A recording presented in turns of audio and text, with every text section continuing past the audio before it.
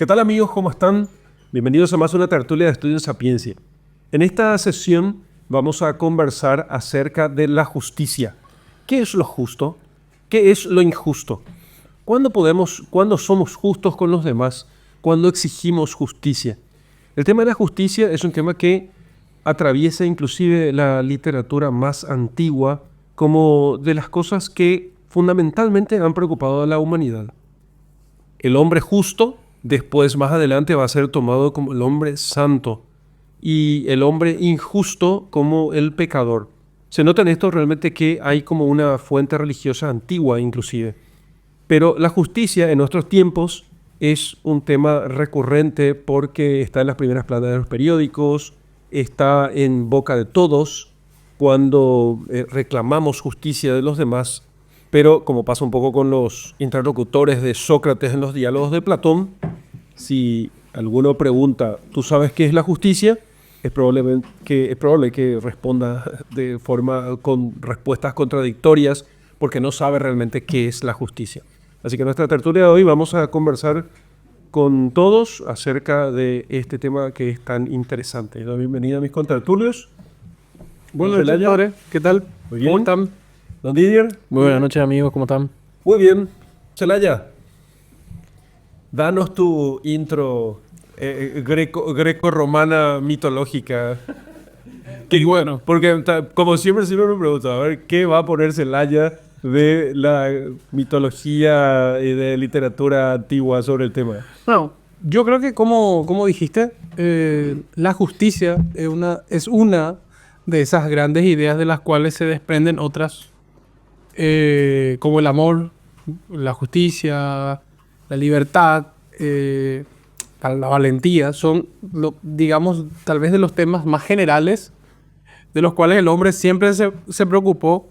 Y si hacemos una especie de distinción, no sé, para estudiar desde la teología o las diferentes, o las mitologías, si querés, ¿sí? Desde las diferentes mitologías hasta la literatura, como dijiste, ¿sí?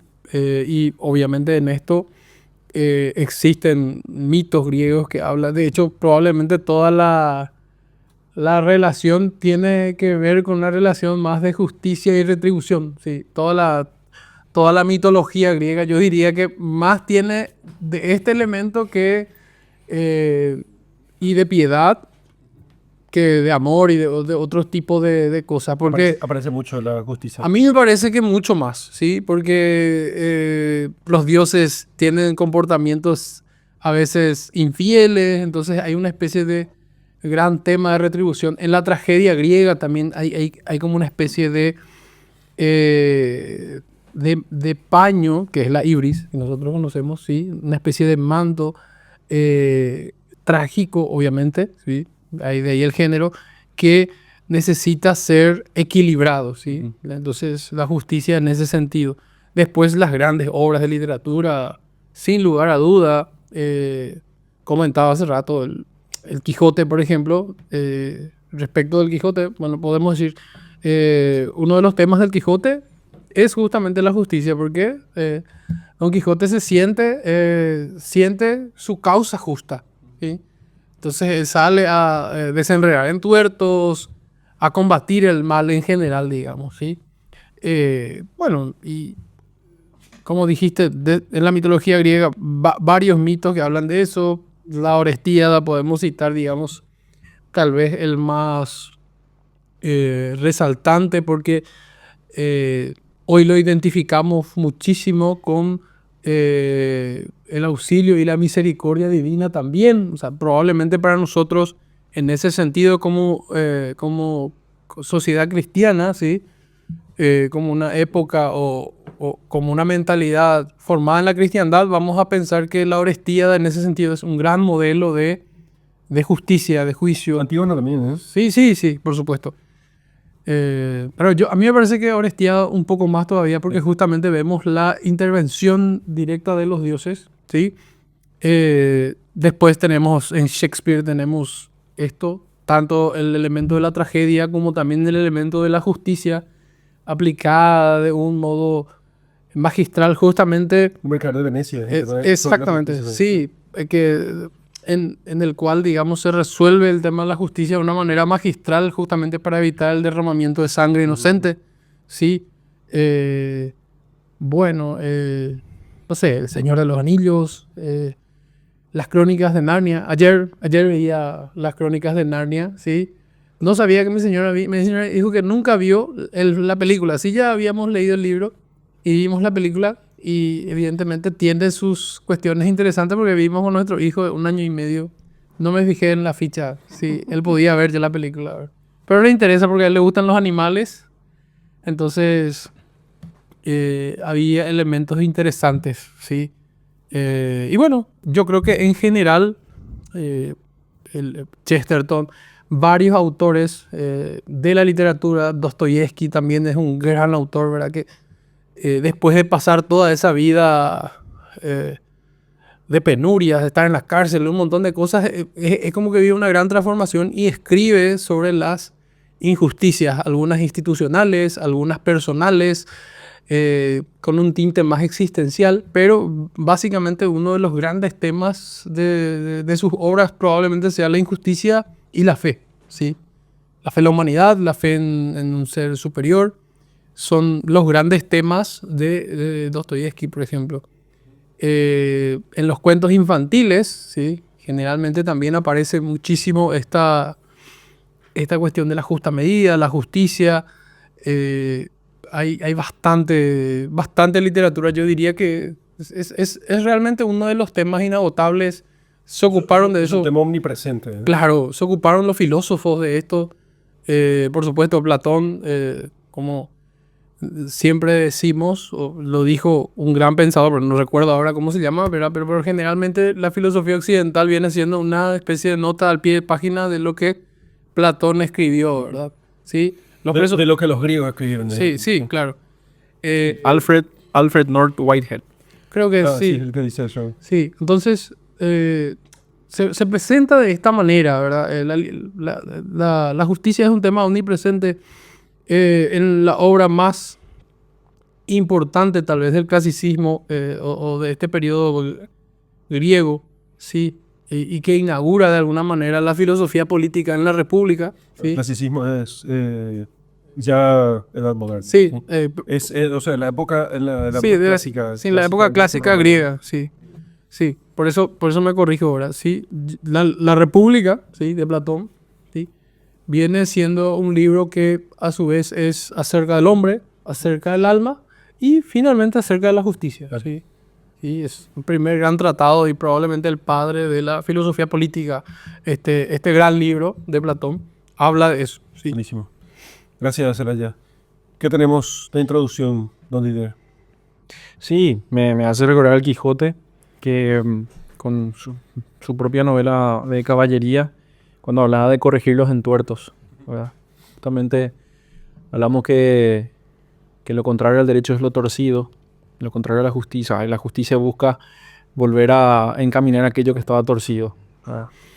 Pero si bien todas estas obras literarias tocan el tema de la justicia, vemos que la justicia, de manera contemporánea, ¿sí? Vamos a encontrar que varias personas van a creer que la justicia es una u otra cosa, pero siempre la justicia es un tema polémico. Siempre es un tema polémico, porque yo le llamaría a la justicia como algo transversal, la transversalidad de la justicia, porque engloba todos estos temas polémicos como la pena de muerte, la guerra justa, la huelga, el derecho de huelga de los trabajadores. Los temas de justicia, de derecho internacional, que es un tema que vamos a tratar al final hoy. Sí, la justicia de género, los derechos de la mujer. Porque es donde se nota más el tema de la justicia o injusticia. Ahí es cuando más se nota la necesidad de fundamentos objetivos. Por supuesto, y todos estos temas son polémicos. O sea, en cierto sentido, olvidar de las cuestiones primigenias o lo que ya resolvieron los antiguos filósofos o estas grandes obras de literatura, los enseñamientos tanto morales como de justicia, hacen que todos estos temas vuelvan a ser muy polémicos y estén en discusión dentro de por lo menos de la jerga, diría yo, de las personas, ¿verdad? Entonces, como dijiste, se clama justicia, pero poco o nada entendemos sobre el verdadero significado de la justicia, o conociendo la definición de la justicia, quedamos solo ahí repitiendo. y nada, muy difícil la cuestión de su aplicación. Algunos dirían que ya ni existe. Creo que podemos empezar con la primera pregunta de la tertulia, ¿sí? ¿Cómo se trata con justicia? ¿Cómo se trata con justicia a las personas, siendo estas diferentes unas de otras? ¿Qué es tratar con justicia a las personas? Empecemos por ahí la cuestión, ¿sí? ¿Qué es tratar con justicia a las personas? A iguales y a desiguales. Sí, hay una síntesis de un desarrollo entre las diosas que simbolizaban la justicia o la rectitud, la antigua Grecia, entre Temis, hija de Gea y Urano, y Dike, hija de Temis con Zeus, y luego su desarrollo posterior siendo ya la justitia romana, ¿verdad? Interesante es en los desarrollos posteriores, de alguna u otra manera, a una u otra se le coloca con ciertos elementos, ¿verdad?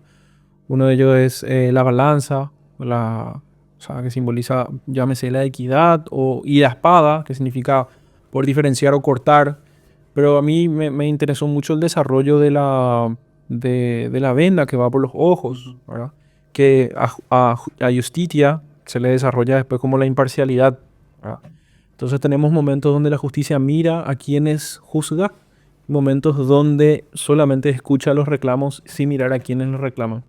De un modo de tratar de hacer algún tipo de equilibrio entre hacer iguales a los iguales, cuando nos estamos refiriendo a algún tipo de justicia conmutativa, donde ambos están en pie de igualdad, y desiguales a los desiguales, donde hay relaciones principalmente de poder o diferencias abismales, como podría ser un ejemplo claro entre un trabajador y su operario, o sea, un dueño o de empresa y su operario, por ejemplo, ¿verdad? Entonces ahí la justicia tiene que mirar porque hay una relación de desigualdad.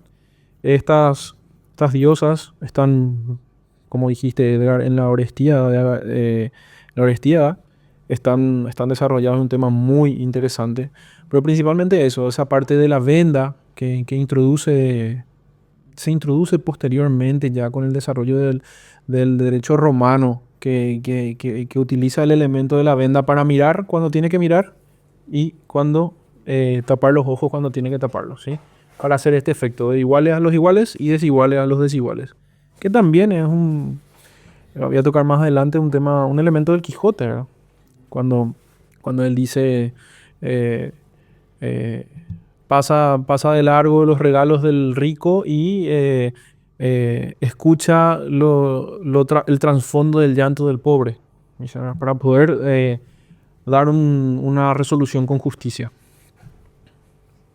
Entonces lo interesante de esa imagen de una que está velada y otra que no está velada es esta no es una contraposición, pero te da a entender dos términos sobre la justicia. Una es dentro de las relaciones donde ambas partes son iguales, ahí corresponde el velo para poder dictaminar, ¿sí? Dictaminar qué le corresponde a cada persona porque ambos están en pie de igualdad. Y la otra acepción de justicia, o sea, del derecho, es justamente poder ver a las partes y poder reconocer de que hay un desequilibrio entre esas partes, o ya sea de fuerza, poder o ventaja, y poder dictaminar en consecuencia a eso. Entonces, efectivamente, hace iguales a los desiguales y puede hacer desiguales a aquellos que parecían ser iguales. Me parece que decís mal allí. Entiendo, porque esa es la frase de Aristóteles en la Ética. Tratar iguales a los iguales y desiguales a los desiguales. No hacer, sino tratar. Tratar iguales a los iguales y desiguales a los desiguales. Esa es la frase de Aristóteles en el libro 5 de la Ética. Sí, así mismo, pero sí. Entonces eso me hace recordar a Don Quijote, en la segunda parte de Don Quijote, del capítulo 54, cuando le da las recomendaciones a Sancho de cómo cuidar la ínsula. Entre uno de ellos le dice que él va a tener que ser el juez y que por tras de los lloros del pobre y por tras de las alabanzas del rico va a tener que hacer justicia y ver más allá de eso. Pero que nunca utilice la justicia cuando puede usar la misericordia. Que ya es tocar algo más, ¿verdad? No meramente el hecho de la justicia, así como Don Quijote y los códigos de caballería, sino la caridad. que es otra conversación. Pero es interesante como realmente es un tema transversal y un inicio de acercamiento a nuestro tema. No, qué acercamiento. Es todo el tema ya. O sea, porque precisamente es el trato justo a la persona es tratar igual a los iguales y desigual a los desiguales. Si solamente eso podemos comentar nosotros. Esta idea de Aristóteles, yo creo que tenemos ya bastante sustancia allí para poder dejar en claro. Sí, ¿Entendés? pero esa es una aplicación de la justicia. Ok. La discusión propia de qué es la justicia y cómo ésta se desarrolla con respecto a lo justo, no solamente en cada caso particular, porque el análisis de iguales a iguales y desiguales a desiguales es finalmente un análisis particular de la aplicación, porque es un análisis de caso a caso, que es muy interesante, pero es básicamente inagotable, ¿verdad? Porque las casuísticas de cada caso uno debe conocerlos a fondo para poder realmente en prudencia dictar o hacer una opinión concreta sobre qué corresponde a lo justo en cada caso. Luego de este pequeño acercamiento que es muy interesante, podemos empezar a hablar de una definición o un acercamiento conceptual muy pertinente que daban los grandes maestros del derecho, y los grandes teólogos también estaban de acuerdo con eso. Principalmente Ulpiano, que un jurisconsulto romano, que decía que la justicia es dar a cada uno lo que le corresponde, ¿verdad? Y luego los autores cristianos van a desarrollar un poco el tema de la justicia, mezclando el tema de la justicia con la virtud, diciendo que es una voluntad constante y permanente de dar a cada uno lo que le es debido, ¿verdad? Entonces estamos viendo cómo ellos dan la vuelta sobre estos elementos. Híjole, con decir que si en las universidades de Derecho ¿sí? se diese con suficiente ahínco este tema de la justicia desde el comienzo, como lo hace Álvaro de Ors en su libro ¿Qué es el derecho? ¿Sí? Que es un libro introductorio que se dio mucho en la España franquista, un poquito después también, donde él desarrolla básicamente un librito sobre la definición de que estamos hablando de justicia, dar a cada uno lo que le corresponde, ¿verdad? Él básicamente agarra cada palabra y dice dar cada uno lo que corresponde. Ahí va haciendo un análisis bastante exhaustivo, pero como definición, yo creo que cualquier estudiante de derecho te lo va a decir así como yo te digo, y te va a decir en latín, en un latín memorizado, porque así se hace en las primeras clases de introducción al derecho. Estos conceptos están todos presentes. Te lo digo, están presentes en los libros. Frescura y Candia acá en Paraguay, que es un gran maestro ya fallecido, justamente español. ¿Cómo se llama? Frescura y Candia es Sí. su apellido. Entonces era un español petizo jurista que venía a Paraguay, que se vestía siempre de trajes blancos. Ah, mira vos. Sí, y era muy exigente. Y él nos deja un libro que se llama Introducción al Derecho. Y dentro de la Introducción al Derecho está el concepto de justicia, el adagio romano y el desarrollo del derecho positivo y natural. Sí, es un pequeño desarrollo que todos nos comemos en el primer año. Pero a mitad de año, cuando comienzan las materias duras en la facultad, ese concepto ya desapareció. Ese concepto básicamente desapareció, ¿verdad? Entonces, eso sí. A ver, no viene el caso, pero ¿por qué desapareció? ¿Por qué te parece que...? Porque termina ahí. Me parece que es una curiosidad interesante, a lo mejor. No, ya no se vuelve a discutir el tema no se vuelve a de la discutir el justicia tema. ni el derecho natural. Ah. Posición de la idea. Exactamente. ¿Eso no te parece que es porque se enfatiza mucho en la facultad, a pesar de que se toca el tema de la justicia como virtud, como orden, pero al final lo justo termina siendo simplemente lo que corresponde con la ley? Sí, prácticamente. Entonces, derecho positivo. Sí, el derecho positivo, lo que está legislado es justo. Y de hecho, eso es una dicotomía muy grande en la mente de las personas. Entonces, yo recuerdo, hay un candidato político que ahora ocupa una posición muy interesante y muy importante en en la ciudad, no en mi ciudad, en una ciudad aledaña a mí, que, que, bueno, la justicia te va a decir que algo irrevocable del hombre es el derecho a la vida, ¿no es cierto? Sí. Y no es el caso, pero hablando un poco del ordenamiento jurídico, el derecho a la vida está consagrado en casi todas las constituciones. ¿Sí? Igual de corte liberal. Porque realmente es casi absurdo no decir que hay un derecho a la vida y la integridad de la persona. Entonces este candidato llegó a decir que estaba en contra del aborto. ¿Sí? Estaba en contra del aborto porque la Constitución lo decía. Y otro amigo bien punzante le dijo, ¿y si la Constitución cambia y se permite? Bueno, ahí cambia la cosa. ¿Sí? Entonces la discusión de los principios y un reconocimiento mínimo del ser humano está identificado con la Antes de decir legislación. quién es tu amigo y quién es el político, ¿por qué no decís quién es tu amigo y quién es el político? No llega al caso porque esto va a quedar en la posteridad, ¿verdad? Ah, no querés que quede registrado el... No, como esto va a quedar por la posteridad, esto no se aplica meramente a... No es un caso solamente, ¿no? No es un caso, sino varios amigos y varias personas, ¿verdad? Entonces sí, hay Sí, la ese gente se problema. opone, de hecho, la gente se opone al aborto porque está en la ley. Y si se cambiara la ley, ahí ya no sé, ¿no? Ahí ya no sé. Eso es lo que les pasa, piensan todos, ¿no? Defienden, se oponen al aborto porque está en la ley, pero no porque sea de derecho natural. Sí, y porque realmente las personas, la legislación, no es el tema, pero así rapidito nomás, la legislación tiene un carácter de educación moral, Mm. ¿sí? Entonces, Tiene un carácter pedagógico. sí, un carácter pedagógico de moral. O sea, refleja la moral. Refleja la moral y en los cambios de la moralidad, ¿sí? Cuando se hacen este tipo de cosas. Pero aquellos que nacen y la estudian ya con esos cambios, piensan que eso es lo aceptable. Entonces hay un efecto pedagógico de la educación respecto a la moral. Y bueno, ocurre eso, ¿verdad? Tenés personas que siempre estuvieron en contra del divorcio, pero los que nacen después del 91 ya piensan que el divorcio es normal. Entonces hay como este efecto. Entonces es muy, muy interesante cómo esto de dar a cada uno lo suyo realmente va permeando todos los ámbitos y genera estas polémicas que estamos hablando.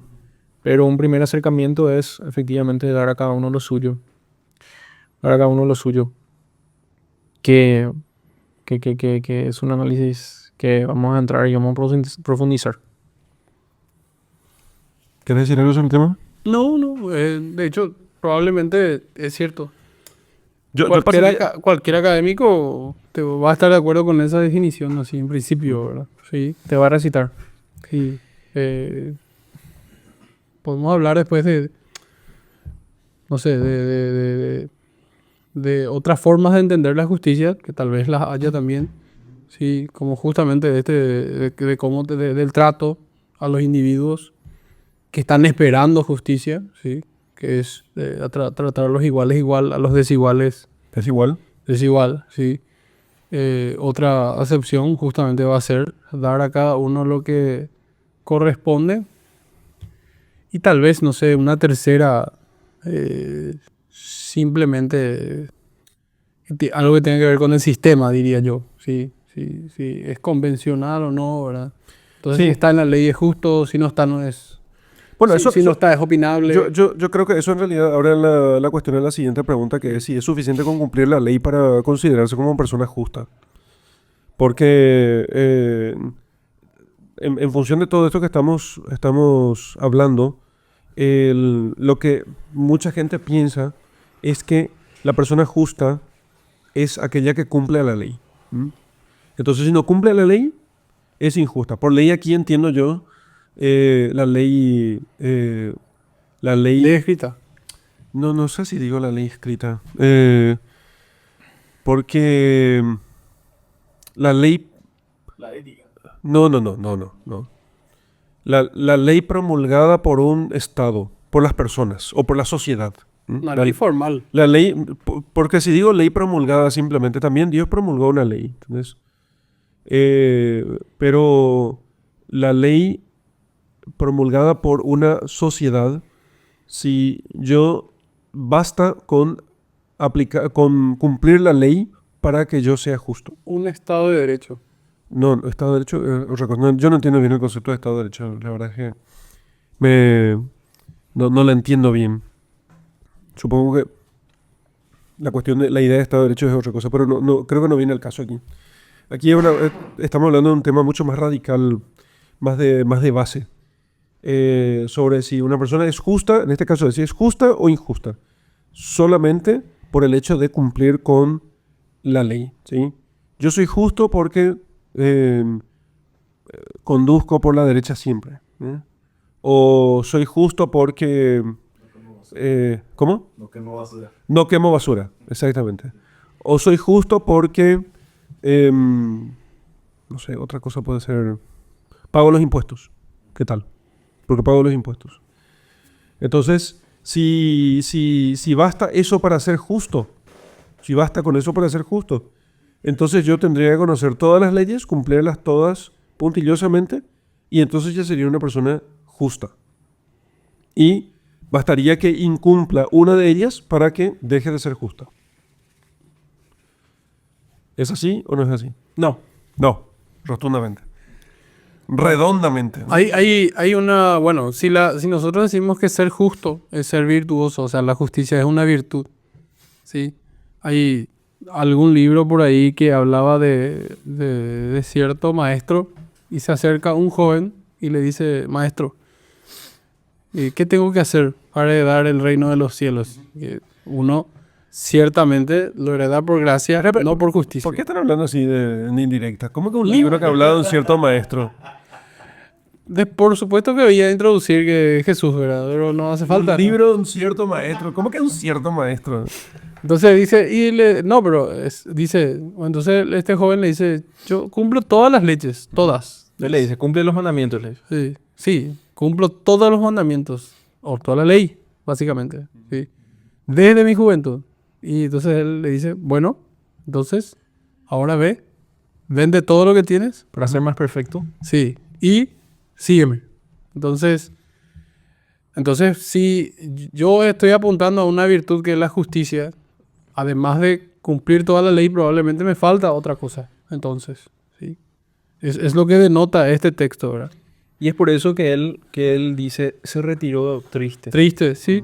Es interesante ese se retiró triste porque Tengo mis dudas sobre la aplicación de ese texto. Me parece no, es correcto. Porque A mí me parece que el chico era justo, ¿eh? Pero, a ver, no vamos a hacer una exegesis. Sí, era justo, pero no perfecto. Cumplía la ley. Claro, no, es que Jesús le dijo eso. Perfecto. ¿Qué tengo que hacer para entrar al reino de los cielos? Y para entrar al reino de los cielos tengo que ser justo. ¿Y qué tengo que hacer para eso? Y cumplir los mandamientos. Y alguien injusto entra al reino de los cielos. Alguien injusto no entra al reino de los cielos. Y no, pero él cumplía los mandamientos y por eso era justo. Y entonces no hacía falta seguirle a Jesús. No era justo entonces. No, le dijo, ¿qué me falta? Y entonces le dice al Señor, si quieres ser perfecto. Si quieres superar a la justicia, dice. Estamos pasando ya a otro nivel. Si quieres superar a la justicia. Exactamente. Pero el tema inicia un poquito antes. El tema inicia un poquito antes. Porque realmente la justicia juzga de los actos externos del hombre. ¿Sí? La justicia humana. Sí, no. La justicia también. La justicia divina también. Pero no solamente de los actos. No. La justicia divina también juzga de los autos internos. Por supuesto. Claro, sí. Pero yo estoy diciendo acá en la tierra. Entonces, el hombre está... No, acá en la tierra, la iglesia es la que juzga de lo exterior. Perfecto. Pero Dios aquí en la tierra también juzga de lo interior. Bueno, por eso vos estás confesada. Pero el hombre... La confesión. Exacto. Pero el hombre tiene su fuero interno y la justicia, entiéndase acá, en la forma exterior, solamente puede juzgar sobre los actos externos. Entonces, podemos ver que puede haber una dicotomía entre lo que yo pienso y lo que yo hago. Y un montón de debilidades en la voluntad, en esa concreción entre lo que yo pienso y lo que finalmente yo hago. San Pablo justamente decía en su carta a los Corintios, si no me equivoco, hago lo que no quiero. Hago lo que no quiero. Sí, hago lo que no quiero porque hay un problema de la voluntad. Sin embargo, Como dije que la justicia juzga sobre los actos externos, principalmente nos introduce sobre el tema de la ley. ¿Estás usando el término justicia como autoridad que aplica justicia? No. Por eso es juzgar la justicia. Aquí nosotros estamos hablando de la justicia como... No, pero vos estabas hablando sobre si el que cumple la ley es justo. eso es lo que estoy preguntando. Bueno. Esa es la pregunta. Sí. Si el que basta con cumplir la ley para ser justo. No, no. No, ya sé que no. No, y justamente O por sea, eso. ya escuché que no, quiero decir. Y Ya justamente escuché por que no. esa- La pregunta es ¿por qué no basta con cumplir la ley para ser justo? Bueno, porque finalmente la ley de los hombres puede obligar a hacer cosas injustas, ¿sí? Entonces vamos a la objeción mucho mayor. Si una ley te obliga a hacer algo que es una injusticia, el hecho de que yo cumpla eso, sin embargo, ese precepto va en contra de la dignidad del hombre, ¿sí? No me hace justo. De hecho, me hace injusto al cumplir una ley injusta. O sea, básicamente, Hay veces que se puede resistir a la ley. Sí. ¿Por qué una persona que cumple todas las leyes no se puede ya, por efecto, considerarse una persona justa, necesariamente? Porque ahí me voy al caso práctico, ¿sí? De que hay leyes que son injustas, ¿sí? Que van contra la natura, etcétera, etcétera, ¿verdad? Y aquí hay ejemplos desde ejemplos locales El o- aborto, el divorcio. Sí. O ejemplos internacionales, ¿verdad? Acá en Paraguay el aborto no, pero en otros países sí. Entonces, yo diría, por lo menos desde la praxis podemos decir eso, ¿sí? Que ya no me hace un ser justo o virtuoso cumplir las leyes, ¿sí? Solamente.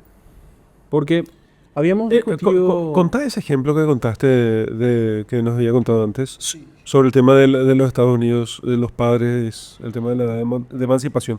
Me parece que es muy interesante y muy ilustrativo lo que contaste. Muy ilustrativo. Justamente voy a tocar ese ejemplo, pero voy a hacer una precisión antes. Como habíamos dicho, el hombre tiene inteligencia y voluntad. Sí, entonces tiene un ámbito de la intención y un ámbito de la acción. Y la justicia, habíamos dicho que la justicia, por lo menos terrenal, juzga sobre los actos externos del hombre. Pero la justicia realmente puede ser entendida de tres maneras. La justicia como un sentimiento que toda persona que sufre la injusticia lo tiene y lo reclama. La justicia como virtud y la justicia como cumplimiento de la ley.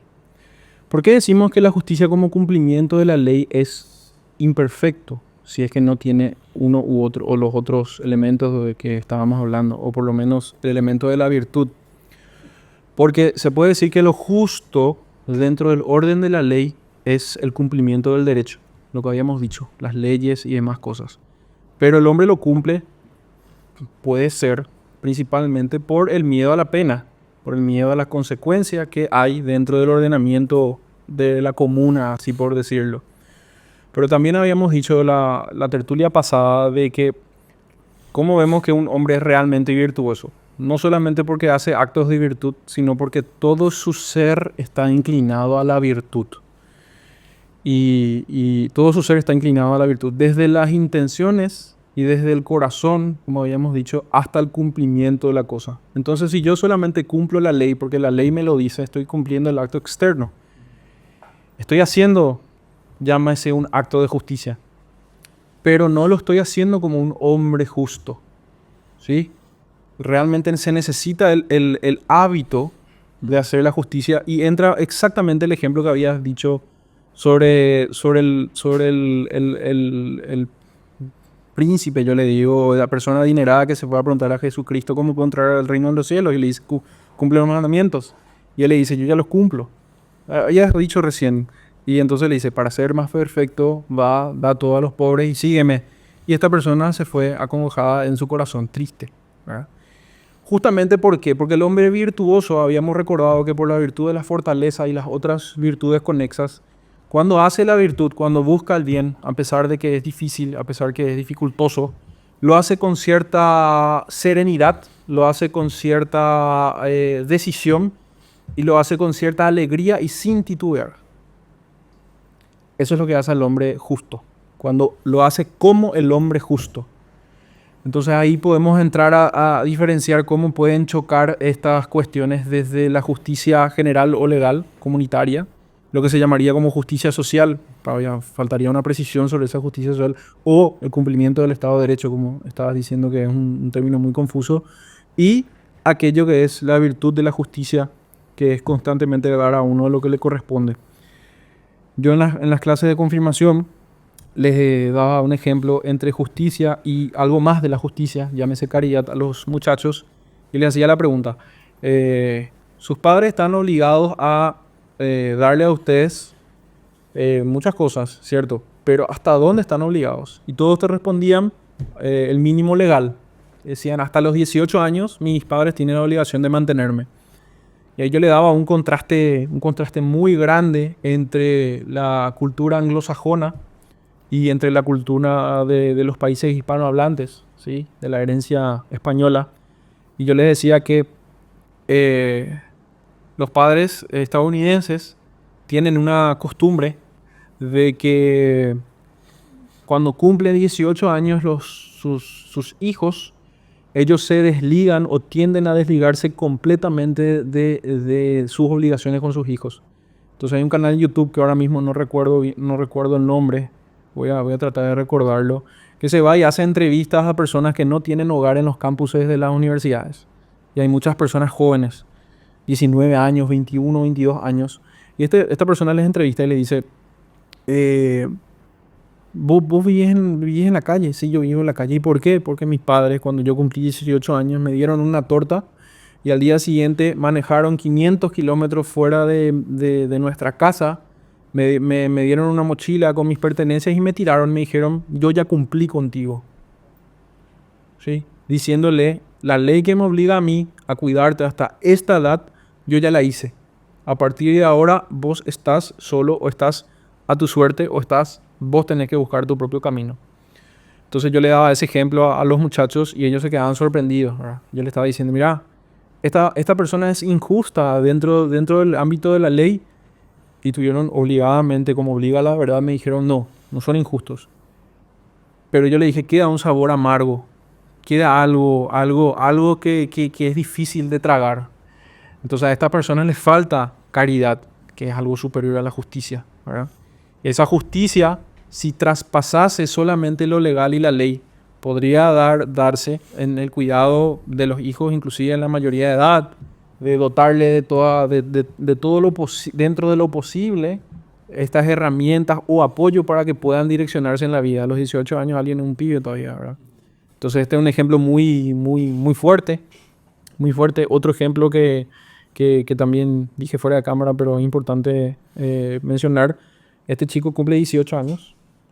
Cumple 18 años y sus padres agarran y le sientan y le dicen: ¿vos vas a quedarte todavía en la casa? Sí, le dice. No le da la opción nuclear de llevarle lejos y tirarle por ahí, ¿verdad? Para que haga su suerte.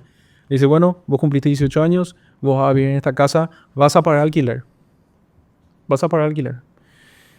Entonces este muchacho que quiere estudiar en la universidad saca un préstamo para estudiar en la universidad, una carrera de 4 años, si no me equivoco. Comienza a estudiar y a la par que trabaja, ¿sí? A la par que trabaja. Entonces él comienza a trabajar trabajos menores, pero que requieren muchas horas de trabajo. Entonces él tiene que hacer un equilibrio entre su vida social, los deportes, el estudio y el trabajo para poder pagar su alquiler. Y lo que queda fuera es la vida social, los deportes y la salida, los amigos, compartir con ellos en esa edad tan interesante como los 18 años en adelante, ¿verdad? Entonces él dice que la carrera que él tenía que terminar no la terminó en 4 años, sino la terminó en 6, 7 años, bajo muchas penas de quedarse fuera del alquiler o de no poder pagar esa suma que sus padres le exigían. Entonces él, luego de esos 7 años golpeadísimo, le dice a sus padres: yo ya terminé la carrera, yo me voy. ¿Sí? Yo me voy. Y sus padres, con una cara de felicidad, le dicen: bueno, qué suerte, es interesante. Acá te doy un cheque. Este cheque representa todos los pagos de alquileres que vos nos habías hecho durante estos 7 años. Yo guardé para vos, le dice.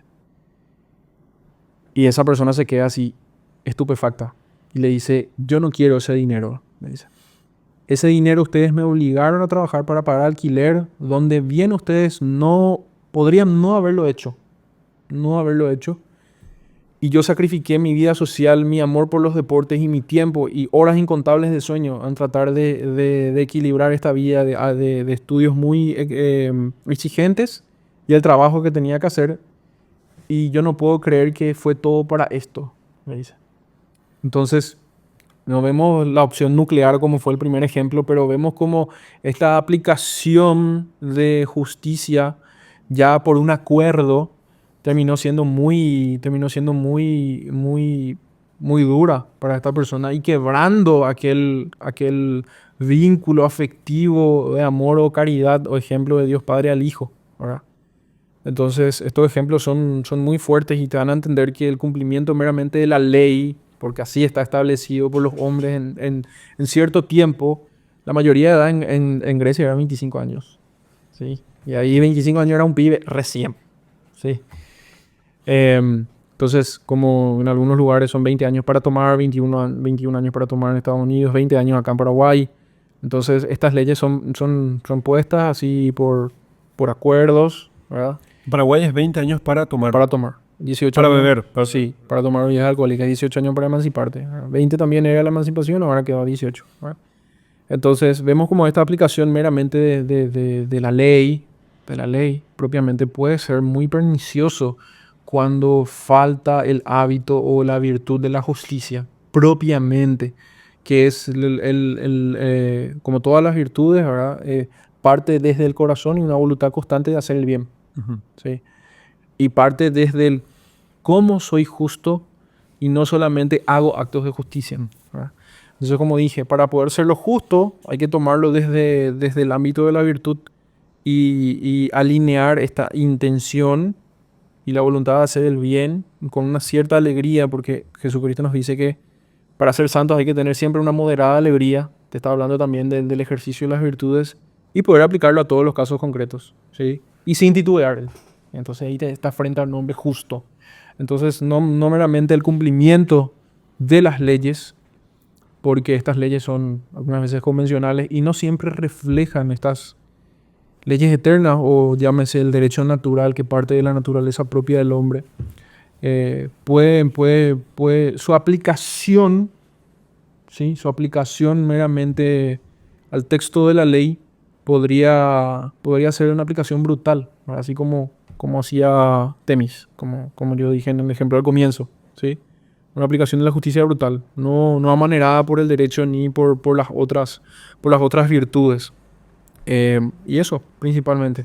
Eso ejemplifica cómo meramente cumplir las leyes puede ser un acto exterior coercitivo, principalmente porque las leyes son coercitivas, tienen su penalidad y no principalmente salir de la intención. Yo puedo pagar mis impuestos no porque digo que sea justo, sino porque estoy obligado a hacerlo. Y ahí uno se da cuenta, cuando lo paga no está feliz. Cuando lo paga uno no se pone feliz directamente. Y así, esa es la dicotomía que hay entre la intención y la acción, cómo debe esto alinearse para que el acto, para que no quede solamente en el acto justo, sino en la virtud de la justicia, ese hábito que cubre completamente a la persona. Hay otra cuestión que se puede tocar, que es, y que puede mostrar un poco mejor todavía esto, es que puede haber actos que son universalmente injustos, aunque la ley de un país no los prohíba, ¿sí? Cosas que son injustas, aunque no haya ninguna ley que diga que eso es injusto. Es cierto que una pregunta así puede ser difícil de responder, sobre todo en un tiempo en que ya muchas leyes están desarrolladas y están, no sé, los países tienen muchas leyes, ¿sí? Entonces,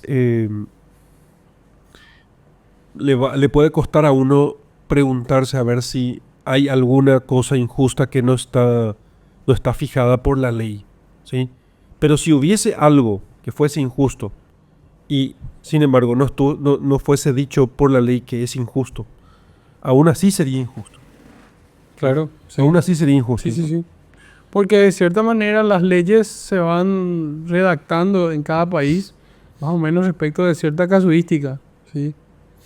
De hecho, a veces hay casos que son tan paradigmáticos que de hecho, hay casos con los cuales se denomina una ley, ley fulana, ley, no sé, se me ocurre en Brasil, María da Peña, así, ciertos casos así, ¿De qué trata la ley María de Peña? derecho de Violencia de la mujer. mujer. Sí. La violencia contra la mujer. Sí. Sí, y acá hay leyes así también, Te ¿verdad? puedo dar un ejemplo. Sí, que inclusive no diría que son escandalosos. Aquí y a veces son crímenes paradigmáticos, otros atroces. Entonces, estas leyes aplicadas, por ejemplo, dejan más rígida una pena, cosas así, ¿sí? Pero que no significa que no haya sido injusto antes, sino que precisamente esa ocasión o ese caso Dejó entrever que necesita esto. o dejó evidente en realidad Sí. que no necesita ser Do- legislado. Sí. Dos cosas sobre el tema. Bueno, este es el tema de la ley. Voy a tocar solamente brevemente. ¿Qué es lo que puede legislar la ley? Recordemos que Didier es abogado, por eso está Sí. hoy con... Nadie es perfecto. Está, Recordemos brevemente. está hoy con la... Está en su salsa. Está en su salsa, está en su salsa. Claro, recordemos brevemente qué es la ley, ¿verdad? Y la ley debe ser el reflejo. No olvides que no estamos hablando de la ley, Por supuesto, estamos hablando de la pero- justicia. pero Porque tenemos un tema, tenemos una tertulia sobre la ley. Sí. Meramente debe ser el reflejo de aquello que le es debido al hombre en su propia dignidad. Una dignidad, le dirían los brasileños, inalienable, pero en castellano es irrevocable. No, pero existe también el término inalienable. Sí, pero irrevocable es un término más específico. ¿Verdad? Los límites de la legislación. La legislación debe de legislar lo mínimo injusto para que esto los hombres no deban hacerlo y cometerlo y para que tenga sanción. La ley no puede legislar completamente la virtud. ¿Sí? No puede hacerlo. Pues si no tendríamos un cuerpo jurídico inmenso y gigantesco, casi inagotable, que tendría que hablar sobre casuísticas. Podemos también decir que este es un argumento por el cual el mero cumplimiento de la ley no te hace virtuoso ni te hace justo, porque la ley no legisla todo, ¿sí? La ley no te dice te podés ir al casino y quedarte solamente 2 horas. ¿No? La ley te dice podés jugar. Pero la templanza es la que te va a decir, puedes jugar sin poner en peligro el sustento de tu familia. Eso te va a decir la virtud. Entonces, ahí primero. Segundo, yo creo que de injusticias en general, así las más atroces, las que son encontradas siempre por la recta razón y el hombre entendido la naturaleza y dignidad del hombre y cuando se mira a sí mismo, no se encuentran fuera de los regímenes jurídicos, por lo menos de tinte romano. No se encuentran. Lo que puede hacerse es esa inversión del derecho a la vida, hacerse la inversión contraria, ir en contra del derecho natural y el derecho a matar al feto dentro del estómago, dentro del vientre de la madre, ¿sí? Entonces no solamente legislas el derecho a la vida, sino estás haciendo algo contrario a la ley natural y poniéndolo de manifiesto en la ley positiva. Por eso te digo, no creo que estaría ausente algo muy injusto, sino que puede darse la inversión de llamar lo justo a lo injusto, injusto a lo justo, que es otro problema. Hablando de ejemplos de la ley y estas leyes que tienen los nombres, la que me parece tremendamente injusta y no muchas personas se dan cuenta es esta ley que se llama Ley Anita. ¿Sí? La Ley Anita es una legislación pasada acá en el Paraguay, justamente con estos ejemplos.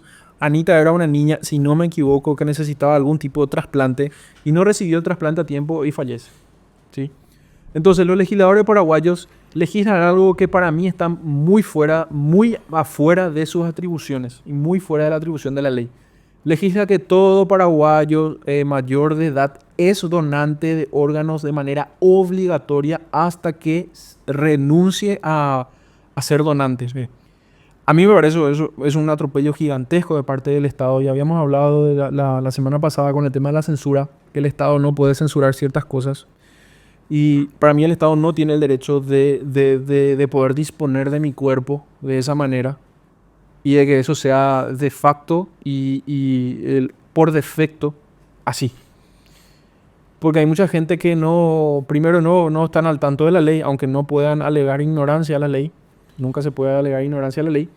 Pero no renuncian, ¿sí? No renuncian. Cuando ese debió renunciar. No se puede alegar ignorancia a la ley, pero a ver, En general. en la práctica eso es casi imposible conocer supuesto. todas las leyes. Pero lo que yo estoy diciendo es que Eso es decir, prácticamente es un decir, es un decir que no tiene ningún contenido. Eso no se puede alegar ignorancia de la ley. contenido no tiene, pero tiene aplicación, ¿verdad? Yo sé que tiene aplicación, pero te digo que no tiene contenido real porque hay tantas leyes que se hace casi imposible para el ciudadano medio conocer todas las leyes. Ujú. Entonces, esa ley, Anita, por ejemplo, me parece profundamente injusta, que todos los hombres son donantes hasta que declaren no serlos. Generalmente la donación de órganos es al contrario. Uno por una virtud y por algo elevadísimo, no es mi caso, yo no comparto, pero por una virtud elevadísima quiere disponer de su cuerpo para que este órgano continúe en el cuerpo de otra persona, ¿verdad?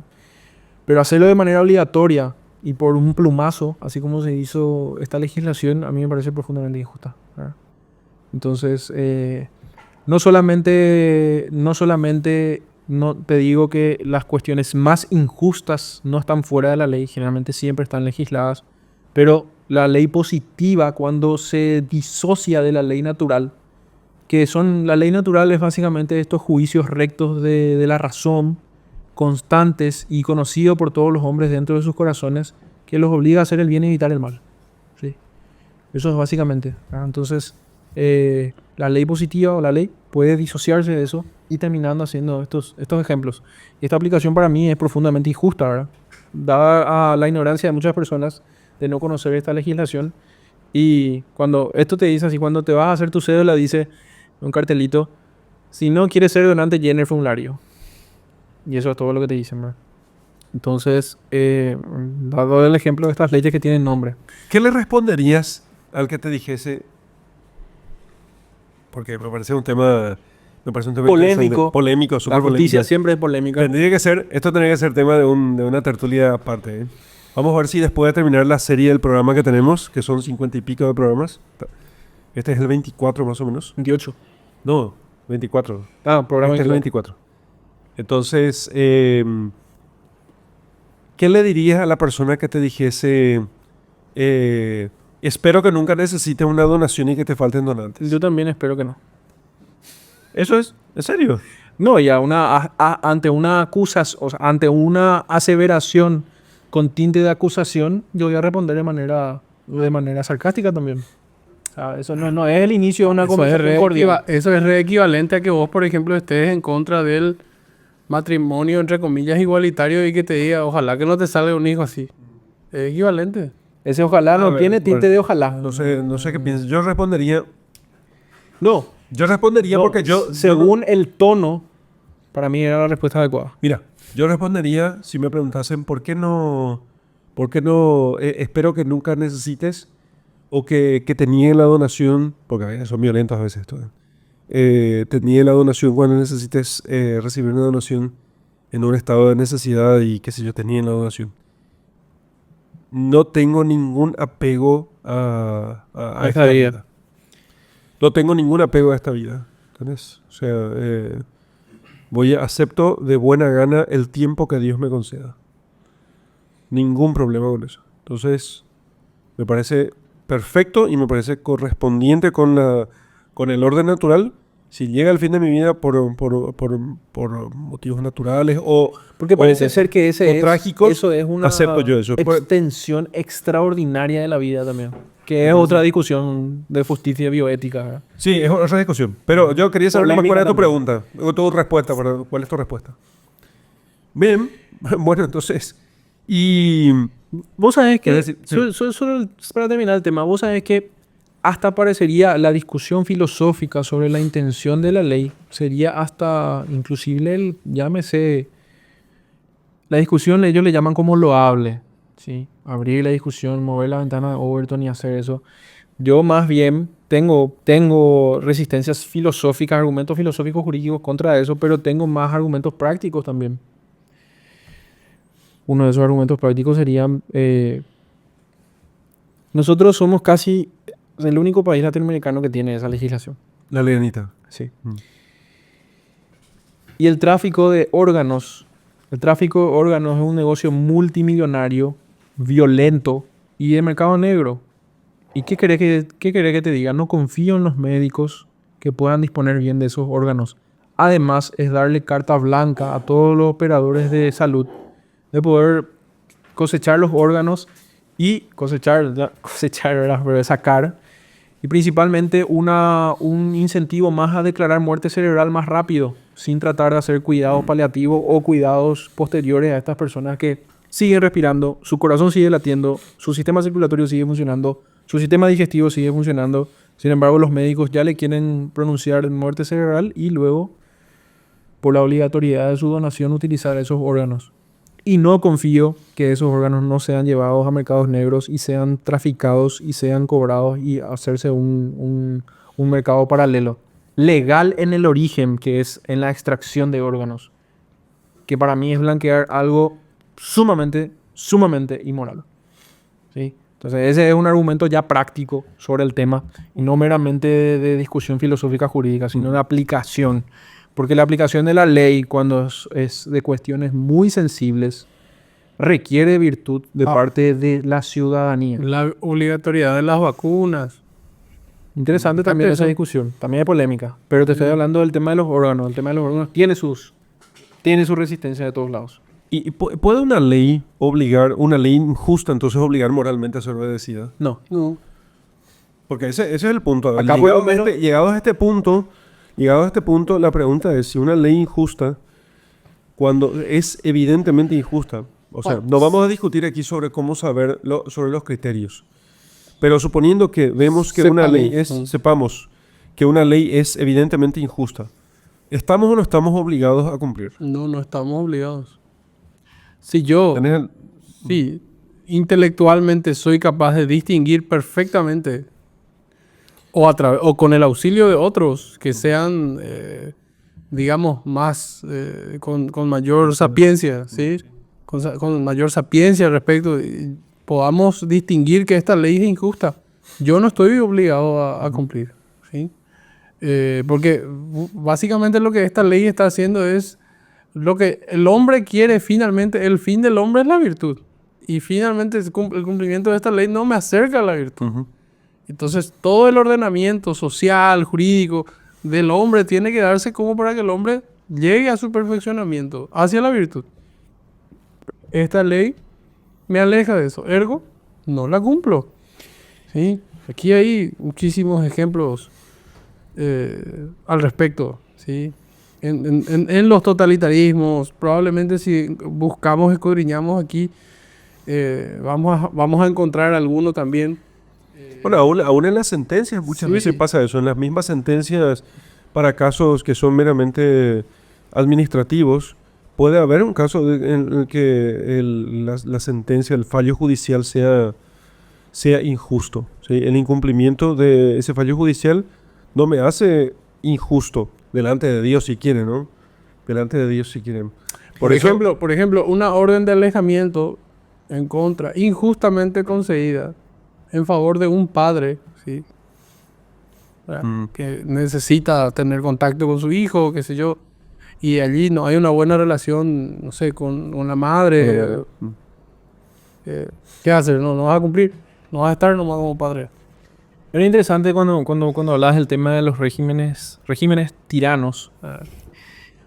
No recuerdo muy bien la distinción, pero voy a llamarle a un régimen tirano malo y al otro malísimo, ¿verdad? Solamente para hacer una distinción de grado, ¿verdad? Entonces decían, cuando tenemos un tirano y cuando tenemos un tiranísimo, llamarle así, la distinción y el derecho de levantarse en armas y derrocar principalmente se da en esta distinción de grado cuando tenemos un régimen tiránico que no nos obliga a hacer el mal y nos permite hacer el bien. Tenés un tiranísimo o malísimo cuando no solamente el régimen es malo, sino que te obliga a hacer el mal, ¿sí? Y te penaliza por hacer el bien, ¿sí? Ahí vos tenés el tema del levantamiento, ¿sí? En contra de la legítima autoridad, el legítimo levantamiento en contra de la autoridad, pero es otro tema, ¿verdad?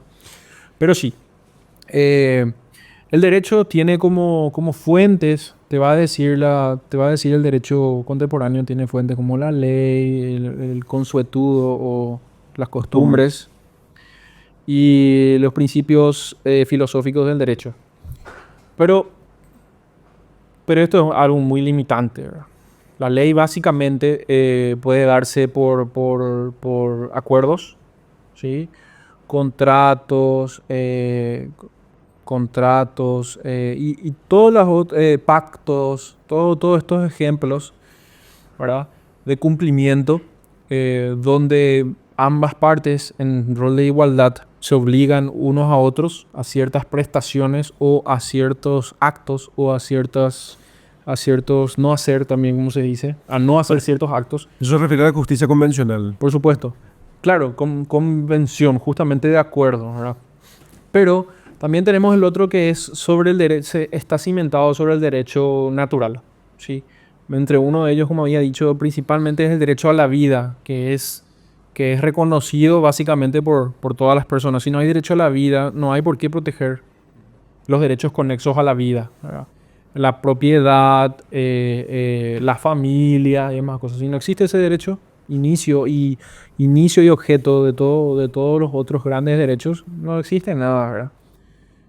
Entonces, pero estas fuentes de derechos son coexistentes y no se excluyen unos a otros, ¿sí? Entonces quiere decir que, por ejemplo, cuando hay una convención y las convenciones entran dentro de la legislación de los hombres, cuando se sancionan las leyes, si dentro de esta convención se hace algún tipo de injusticia contra el derecho natural, que es base y límite del derecho positivo, esta automáticamente queda fuera de la justicia y no es obligatorio cumplirla. ¿Sí? Entonces, todas esas convenciones tienen como principio y límite el derecho natural. No es moralmente obligatorio cumplirlas. No es moralmente obligatorio y no se comete una injusticia al no cumplirlas, ¿verdad? Entonces, ahí podemos ver que, por el contraejemplo, que hay leyes que pueden ser dictadas de manera injusta. Perdón, son dictadas de manera con arreglo a derecho, pero su contenido es injusto, ¿sí? Y estas no obligan moralmente a cumplir y no se transgrede la justicia ni la conciencia, wow, que es justamente el juicio de la recta razón entendido por todos los hombres que obligan a hacer el bien y evitar el mal. Entonces sí. Eso, ¿qué es, Stilber? Una pregunta nomás. Sí. Y entonces, además de no tener la obligatoriedad de cumplir una ley injusta, quien cumple estaría siendo injusto también. Sí. Podría decir. Sí, claro. Quien cumple una ley injusta se hace injusto con esa ley.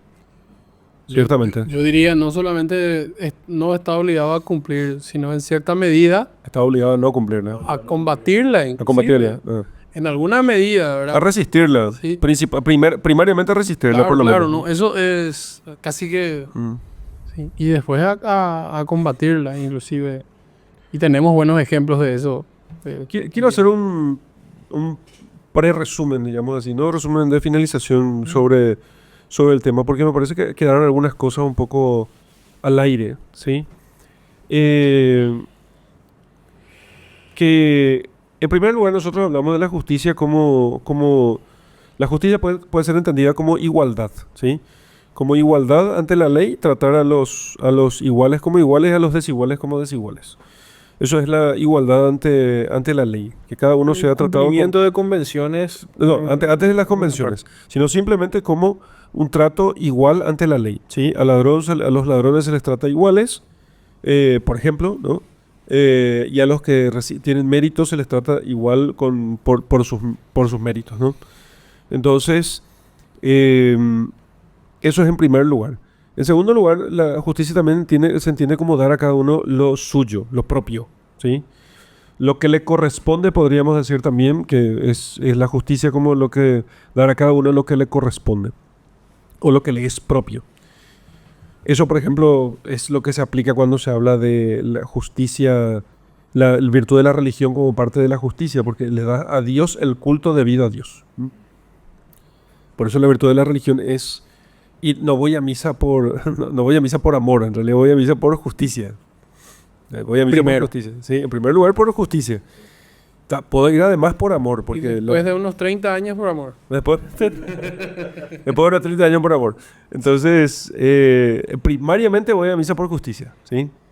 Y entonces, y otro sentido es la justicia como obediencia a la ley. Es cierto que es justo quien cumple la ley siempre que ésta sea justa, ¿sí? Hay cuestiones que son completamente indiferentes, como conducir a la derecha o a la izquierda. No es que conducir a la derecha sea justo y a la izquierda sea injusto. Simplemente son leyes convencionales sobre las cuales nos ponemos de acuerdo para que todos actuemos de un mismo modo y no terminemos, digamos, chocándonos unos con otros en la calle, ¿no?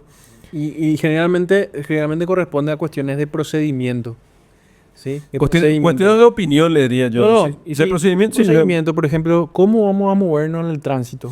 ¿Sí? Es una cuestión no de justicia meramente, pero sino de aplicación prudencial de la cosa, que entra dentro de la aplicación de la prudencia en las relaciones del hombre con otro hombre, ¿sí? En lo que se puede elegir uno u otro sin dañar. Ujú. ¿Sí? Eso es básicamente. Ahora, hay una última cuestión que me parece que tiene que ver con el derecho natural.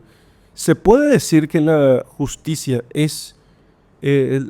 se corresponde con la naturaleza? Porque eso es lo que me parece que sostiene por lo menos Cicerón, ¿sí? Que la justicia se corresponde con la naturaleza. Y anoté aquí, ¿verdad? Una cita de Cicerón. Anoté una cita de Cicerón cuando dice que hay una ley verdadera, hay una ley verdadera, la recta razón conforme a la naturaleza universal, inmutable y eterna. Cuando en el de Legibus él habla sobre la ley eterna, o sea, el orden natural. Lo que quisieron los dioses, dice, al ordenar todas las cosas, entonces que si una ley se contradice con ella, ya hablaste sobre ese tema, ¿no? Entonces simplemente se hace injusta. Entonces la justicia tiene que ver con el orden natural. ¿Sí? ¿Estamos de acuerdo con eso? Sí, yo diría primero que si nosotros claramente vemos, por ejemplo, o por lo menos por los accidentes. No, pero eso es la determinación que uno haga o el juicio que uno haga sobre el tema. La pregunta es si lo justo tiene que ver con el orden natural. Yo digo que sí, pero te digo por esto. Si vos ves que los convencionalismos no logran resolver, hay cosas que resolvemos convencionalmente, hay otras cosas que evidentemente, que son los casos de las leyes injustas, que evidentemente hubo un parlamento, hubo un poder legislativo que legisló eso injustamente. Entonces, si legisló eso injustamente, por convención, porque se votó eso, ¿sí? Y se colocó allí. Legal. Sí, Legal. está legal, o sea, es un procedimiento formal. Entonces, a eso se opone entonces que debe existir objetivamente lo justo. Y si objetivamente lo justo existe, eso debe derivar de un principio natural.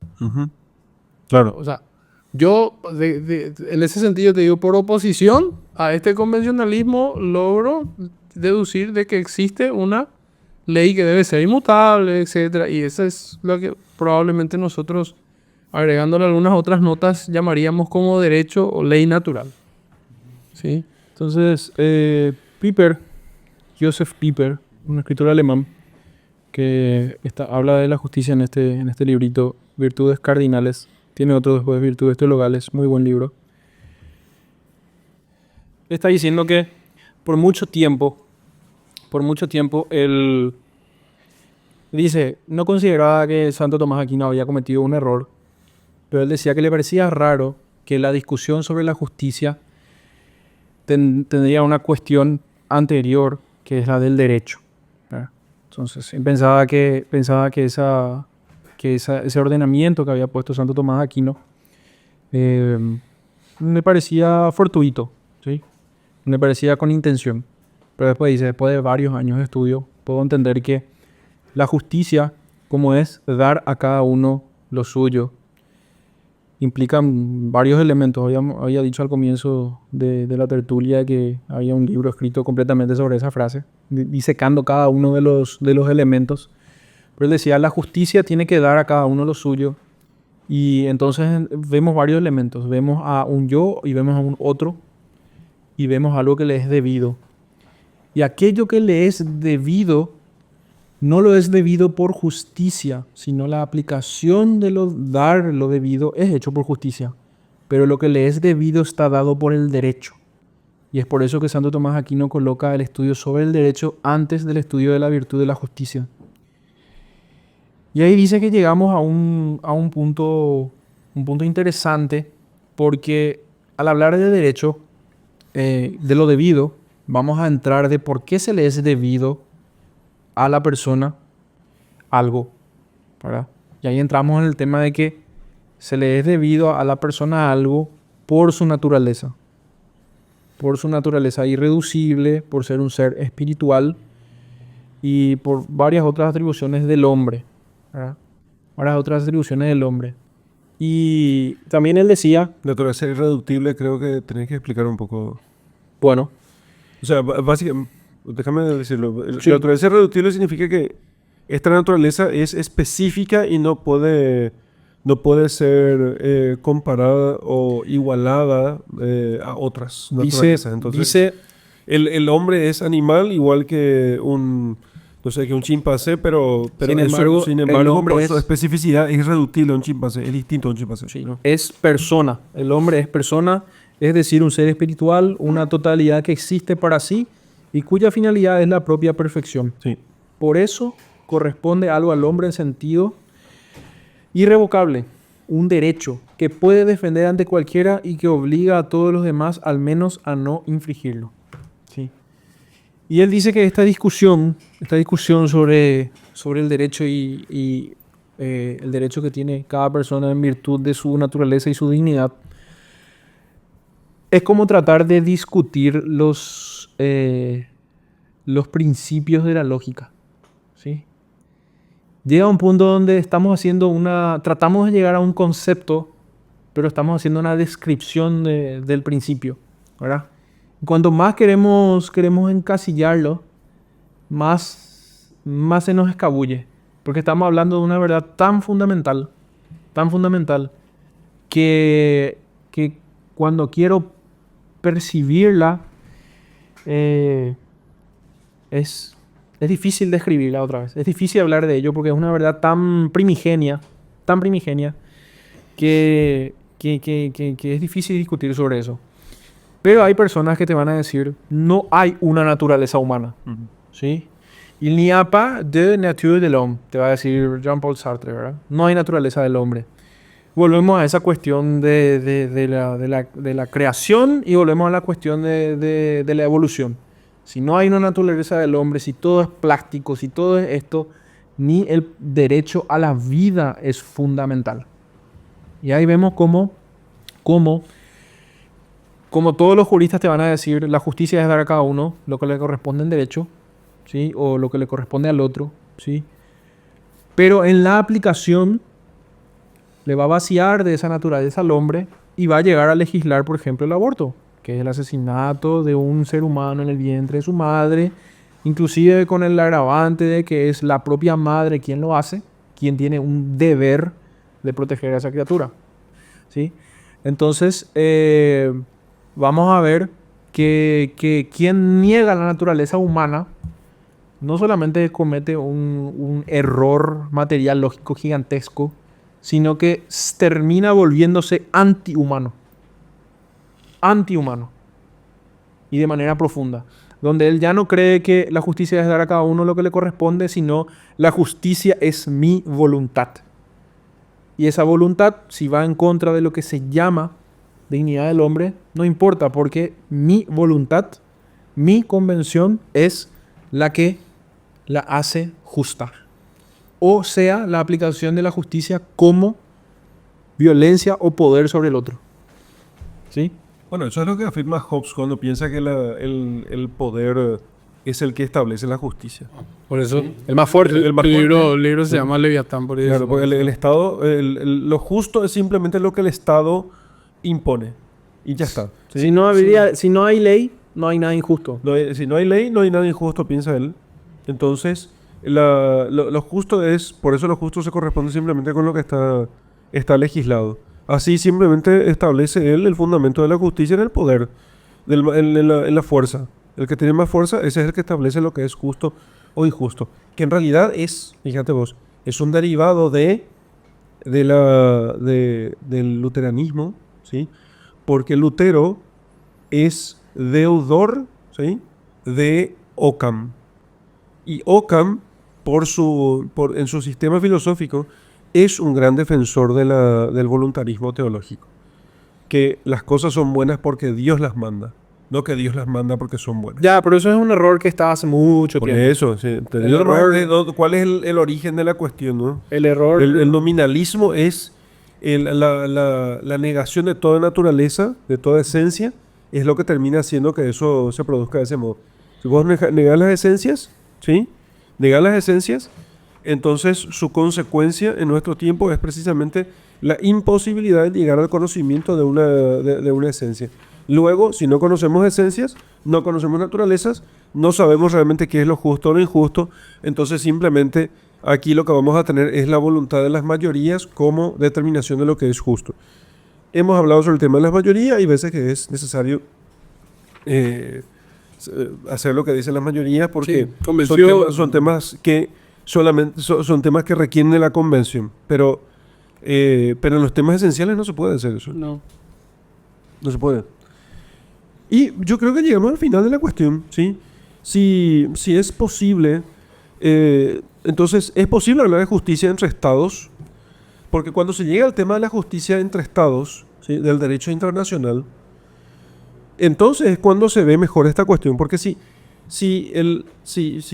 los que piensan que la justicia es lo que dictan las leyes y es simplemente el cumplimiento de las leyes, entonces, como estas leyes son promulgadas dentro de una sociedad, dentro de un estado, ¿qué es lo que rige la relación entre los estados? Lo único que rige la relación entre los estados termina siendo la fuerza. ¿Quién tiene más fuerza? ¿Quién tiene más misiles nucleares? ¿Quién tiene más ejército? Claro. Porque si la justicia es lo que dicen las leyes, y las leyes solamente rigen dentro de un estado, dentro de una sociedad cerrada, entonces las relaciones entre estados, como no hay leyes internacionales, bueno, ahora se habla mucho de leyes internacionales, pero a ver, las leyes internacionales no son más que convenciones. Y la gente que estudia geopolítica es muy clara en este tema. No existe defensa de los derechos de los pueblos oprimidos. A mí me interesa atacar o no atacar a aquel pueblo, porque mis intereses son los que importan aquí. Pero no hay justicia, no podemos esperar nunca propiamente justicia. Porque lo que es malo para Irán es bueno para Israel y viceversa. ¿Entendés? Entonces, me parece que cuando llegamos al tema de la justicia internacional es cuando se nota más la necesidad de un orden natural y de una justicia que pueda ser alcanzada no por vía de las leyes positivas, sino por vía de la ley natural. Por supuesto.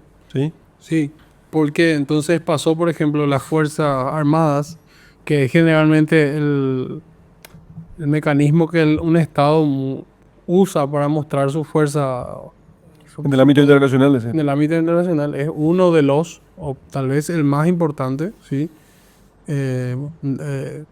Entonces pasa no a ser un objeto de defensa, que es la naturaleza de las Fuerzas Armadas de un país, sino que pasa a ser un objeto de amedrentamiento, De imposición de la propia defensa. voluntad, de los intereses propios, ¿no? Claro, ¿verdad? Y en ese sentido hay países evidentemente que si otro gigante se plantea enfrente, ¿verdad? Las condiciones para negociar materia prima, etcétera, o sea, las implicancias de esto son enormes. ¿Se acuerda el diálogo de Melios? Y eso Iba a ver. sí. Sí, ¿dónde está eso? En Tucídides. Tucídides, sí.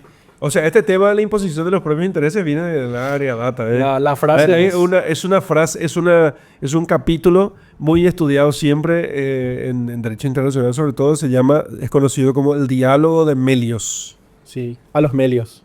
Sí, pues atenienses y Melios están dialogando. Dice, los fuertes hacen lo que pueden y los débiles sufren lo que deben. ¿Sí?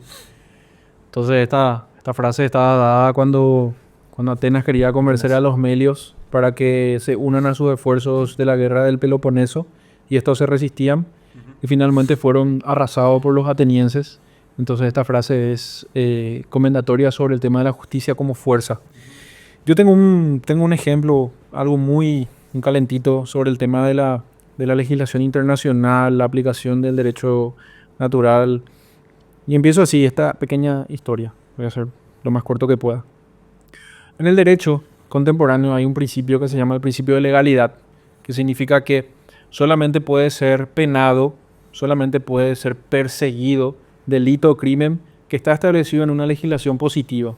O sea, si no está legislado, ¿sí? No está prohibido. ¿Sí?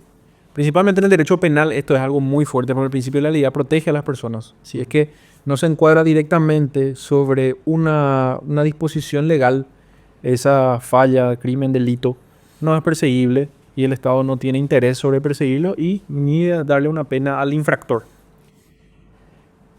Y el principio... Me parece una cosa buena porque así se limita la Por fuerza del supuesto, Estado. exacto. Pero el ideólogo, básicamente, después de las constituciones y del derecho civil establecido por Napoleón, el ideólogo más grande conocido dentro del derecho positivo es Hans Kelsen, ¿verdad? Que él te establece una pequeña pirámide sobre las fuentes del derecho y él te dice que la fuente del derecho es la ley. Y él prescinde de todo derecho natural, ¿sí? Y es un alemán, prescinde de todo el derecho natural. Nominalista.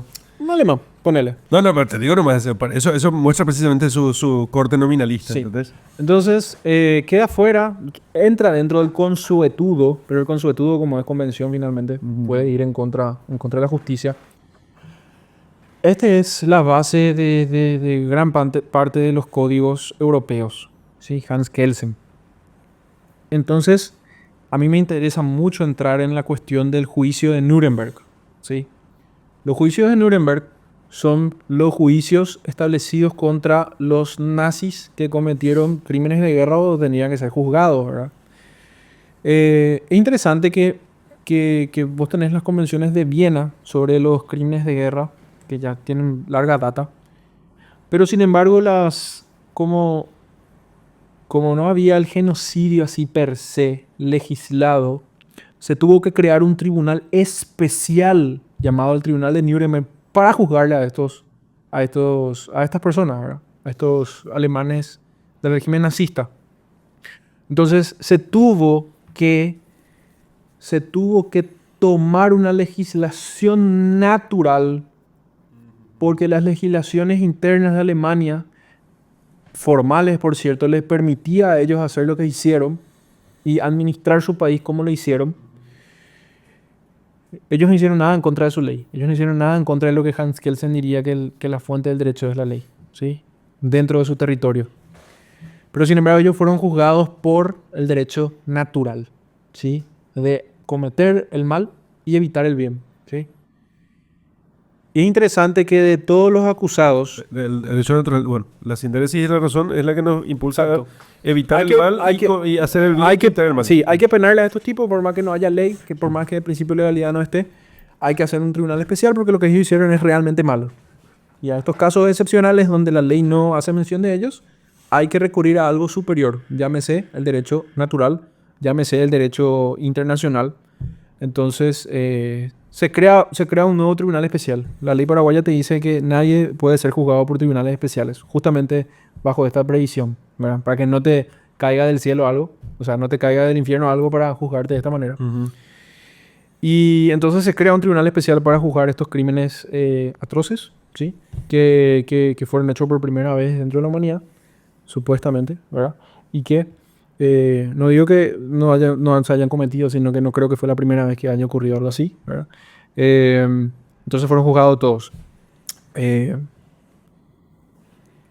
Y a mí me parece, por el tema del poder, quiero hacer este comentario.